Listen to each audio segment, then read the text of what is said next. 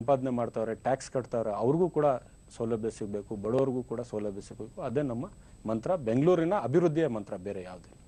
Okay, ಇವ್ರು ಹೇಳ್ತಾ ಇದ್ದಾರೆ ಬೆಂಗಳೂರಿನ ಅಭಿವೃದ್ಧಿ ಮಂತ್ರ ಇಟ್ಕೊಂಡು ಹೋಗ್ತೀವಿ ಅಂತಂದ್ರೆ ನೀವು 2 ಬಾರಿ ಗೆದ್ದಿದ್ದೀವಿ, 3ನೇ ಸತಿನೂ ನಾವು ಉಳಿಸ್ಕೊಳ್ತೀವಿ ಅಂತ ಹೇಳ್ತಿದ್ದೀರಾ. ಖಂಡಿತ. ರಾಹುಲ್ ಗಾಂಧಿ ವೇವ್ ಇದೆ, ರಾಹುಲ್ ಗಾಂಧಿ ಬಂದು ಹೋಗಿದ್ದಾರೆ ಬೆಂಗಳೂರಿಗೆ, ಅವರು ಪ್ರಧಾನಮಂತ್ರಿ ಅಭ್ಯರ್ಥಿ ಅಂತ ಘೋಷಣೆ ಮಾಡಿಲ್ಲ, ಆದ್ರೂ ರಾಹುಲ್ ಗಾಂಧಿ ಪ್ರಭಾವ ಇದ್ದೇ ಇದೆ.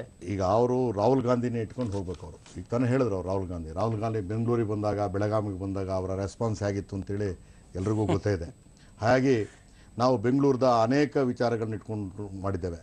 ಇವತ್ತು ಬೆಂಗಳೂರಿಗೆ ಏರ್ಪೋರ್ಟ್ ಬಂದಿರ್ಬೋದು, ಅಟಲ್ ಬಿಹಾರಿ ವಾಜಪೇಯಿ ಅವ್ರ ಕಾಲದಲ್ಲಿ ಬಂತು, ಮೆಟ್ರೋ ತಂದಿರ್ತಕ್ಕಂಥದ್ದು ನಾವೇ. ಹೀಗಾಗಿ ಅನೇಕ ಯೋಜನೆಗಳನ್ನ ತಂದಿದ್ದೇವೆ. ಹಾಗೆ ಆ ಎಲ್ಲ ಹಿನ್ನೆಲೆಯಲ್ಲಿ ನಮ್ಮ PC ಮೋಹನ್ ಅವರ ವ್ಯಕ್ತಿತ್ವ, ನರೇಂದ್ರ ಮೋದಿ ಅವರ ಗಾಳಿ, ಭಾರತೀಯ ಜನತಾ ಪಾರ್ಟಿಯ ಕಾರ್ಯಕರ್ತರ ಪಡೆ, ನಮ್ಮ ಕಾರ್ಯ ಇವೆಲ್ಲವೂ ಸಹಿತ ನಮಗೆ ವರದಾನವಾಗಲಿದೆ. UPA ಸರ್ಕಾರದ 10 ವರ್ಷಗಳ ಆಡಳಿತ ವೈಫಲ್ಯ, ಭ್ರಷ್ಟಾಚಾರ ಎಲ್ಲವೂ ಸಹಿತ ಜನ ರೋಸಿತ್ತಿದ್ದಾರೆ. ಇವತ್ತು ನಮಗೆ ಬರ್ತಾ ಇರತಕ್ಕಂಥ ರೆಸ್ಪಾನ್ಸ್, ನಮ್ಮ ಕಡೆ ಜನ ನೋಡ್ತಾ ಇರ್ತಕ್ಕಂಥದ್ದು, ನಾವೆಲ್ಲ ಕಡೆ ಹೋದರೆ ಬರ್ತಾ ಇರತಕ್ಕಂಥ ಜನ, ಇವೆಲ್ಲವನ್ನು ಗಮನಿಸಿದರೆ ಭಾರತೀಯ ಜನತಾ ಪಾರ್ಟಿ ಬೆಂಗಳೂರಿನಲ್ಲಿ ಕೇಂದ್ರದಲ್ಲಿ ಮತ್ತೊಮ್ಮೆ ಅಧಿಕಾರಕ್ಕೆ ಬರ್ತೇವೆ. PC ಮೋಹನ್ ಅವರು ಅಧಿಕಾರಕ್ಕೆ